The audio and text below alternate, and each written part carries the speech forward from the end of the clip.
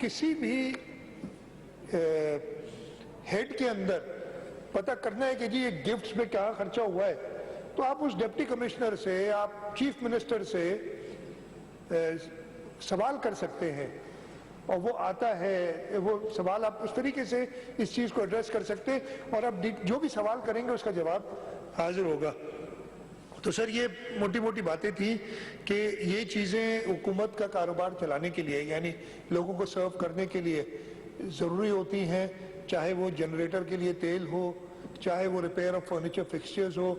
इन पे जो अमाउंट खर्च होता है वो एक्चुअल होता है। जब ऑस्टेरिटी मेजर्स लगाने होते हैं तो हम सख्ती को उससे, फॉर एग्जांपल कोविड के अंदर तो हमने आधी सरकार बंद कर दी थी, तो उसी हिसाब से खर्चा भी कम हुआ, घर से काम कर रहे थे।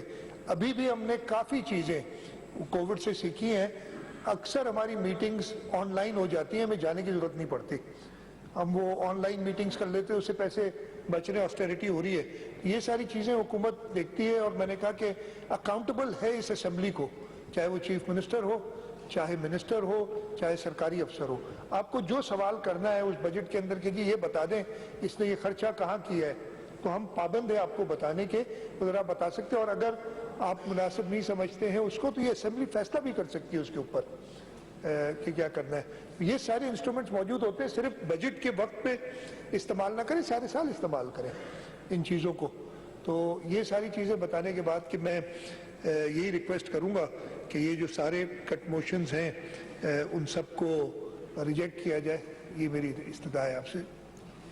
जी आप लोग विड्रॉ करेंगे या हाउस में डालें? वज़ीर आला सिंध सैयद मुराद अली शाह सूबाई